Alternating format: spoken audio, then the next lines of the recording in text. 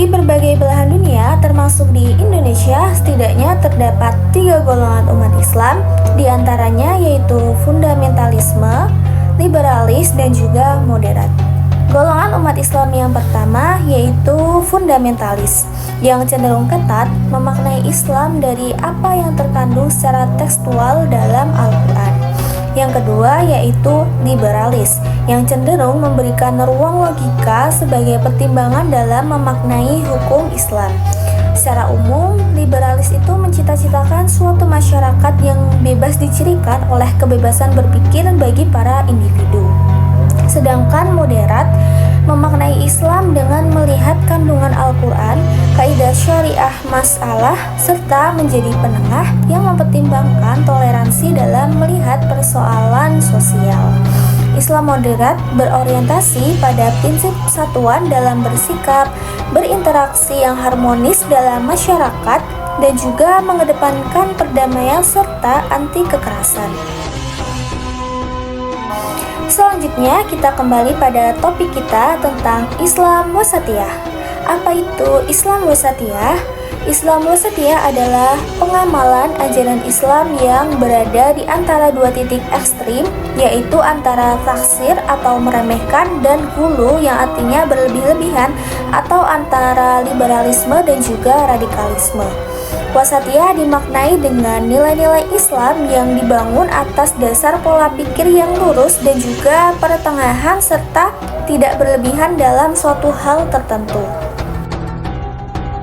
Islam wasatiyah selanjutnya yaitu dikenal Islam moderat, yaitu pengamalan ajaran Islam yang cinta damai, toleran, adil, dan bijaksana, menerima perubahan demi kemaslahatan, menerima perubahan fatwa karena situasi kondisi, dan menerima perbedaan, penetapan hukum karena perbedaan kondisi dan psikologi seseorang. Untuk menambah pemahaman kita tentang Islam al-wasatiyah, alangkah baiknya kita pahami tentang ciri-ciri Islam al-wasatiyah tersebut. Ada beberapa prinsip yang mencirikan keagamaan seseorang muslim yang wasatiyah, diantaranya ada di samping saya. Yang pertama tasawuf, yang kedua tawazun, yang ketiga i'tidal, yang keempat tasamuh, yang kelima musyawah, yang keenam syura, yang ketujuh ishalah, dan yang terakhir tahadur. Yang pertama itu adalah tawasud.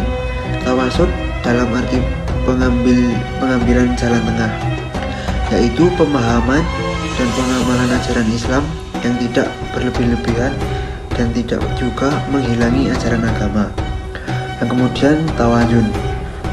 Tawazun dalam arti berkeseimbangan, yaitu pemahaman dan pengamalan ajaran Islam secara seimbang, meliputi semua aspek kehidupan, baik di dunia ataupun di ukhrawi atau akhirat. Yang kemudian itu ada i'tidal. I'tidal dalam arti lurus dan tegas, yaitu menempatkan sesuatu pada tempatnya dan tidak melaksanakan hak dan memenuhi kewajiban secara profesional, yaitu menempatkan sesuatu pada tempatnya dan melaksanakan hak dan memenuhi kewajiban secara profesional. Tasamuh dalam arti toleransi, yaitu mengakui dan menghormati perbedaan, baik dalam aspek keagamaan maupun dalam berbagai aspek kehidupan lainnya. Musawah sendiri. Musawah itu dalam arti mengakui adanya persamaan, yaitu sikap terpuji dengan pandangan bahwa setiap manusia memiliki harkat dan martabat yang sama. Itu ada syuro. Syuro itu arti musyawarah, itu menyelesaikan setiap persoalan dengan jalan musyawarah untuk mencapai mufakat dengan prinsip kemaslahatan di atas segalanya. Ada islah dalam arti reformasi, tapi di dalam reformasinya itu mengutamakan prinsip reformatif untuk mencapai keadaan yang lebih baik yang mengakomodasi perubahan dan kemajuan zaman. Terus yang terakhir juga ada tahadur. Tahadur ini dalam arti berkeadaban. Keberadaban yang dimaksud di situ tuh menjunjung tinggi akhlak mulia sebagai khairu ummah dalam kehidupan kemanusiaan dan peradaban.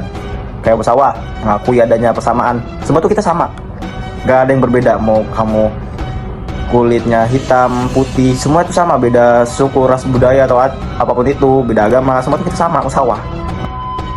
Ini saya akan membahas kenapa Islam itu sering terjadi konflik, padahal agama Islam sendiri itu satu dan sama-sama mengajarkan kebaikan dan menghindari keburukan. Tapi kenapa sering konflik? Nah, di sini saya akan membahas berdasarkan sikap yang mereka lakukan sehingga terjadinya konflik antar sesama. Yang pertama ada sikap intoleransi yang paling sering kejadian di kehidupan kita sehari-hari, yaitu kita menolak perbedaan gitu loh, dari agama atau aliran, dari suku gitu. Yang kedua ada sikap eksklusivisme, yaitu mereka itu ngerasa paling benar. Misalkan ada satu orang yang mengikuti satu aliran tertentu dan mereka itu kayak fanatik terhadap aliran tersebut, ya. Yang ketiga ada takfirisme yang sengaja, yaitu orang yang sengaja mengkafirkan orang lain, padahal Allah sendiri itu melarang kita untuk mengkafirkan orang lain selain Allah sendiri gitu loh. Terus ada sikap ekstremisme terhadap agama, ya. Jadi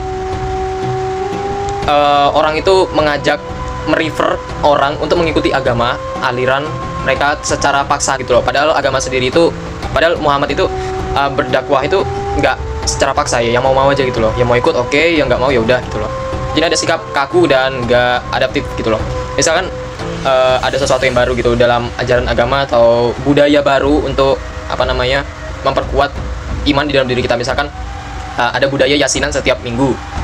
Terus orang-orang yang nggak update dengan atau beradaptasi dengan lingkungan atau prinsip budaya terdahulu, mereka menganggapnya itu sebagai haram gitu loh, karena Rasulullah nggak pernah ngelakuin itu. Yang keenam ada sikap liberal berlebihan gitu loh. Jadi agama itu dijadikan sebuah alat untuk memperhalal sesuatu gitu loh.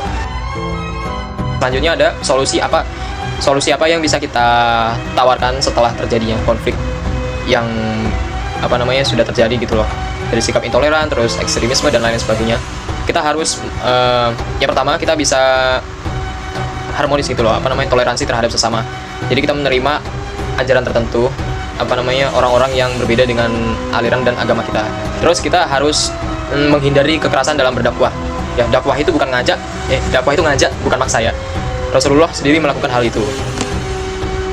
Jadi kunci permasalahan sebenarnya itu orang-orang yang sering konflik itu cuman pengen menang dalam argumen gitu loh, bukan menang dalam berdakwah agama. Terus ada materi lagi tentang konsep kunci Islam al-wasatiyah, yaitu al-wasatiyah itu sendiri jalan tengah, jadi moderat. Jadi kita menerima nggak terlalu ekstrim, nggak terlalu fanatik juga gitu loh, nggak terlalu keras dan nggak terlalu bebas juga, seimbang, balance. Jadi kita di tengah-tengah, nggak ke kanan nggak ke kiri juga gitu loh.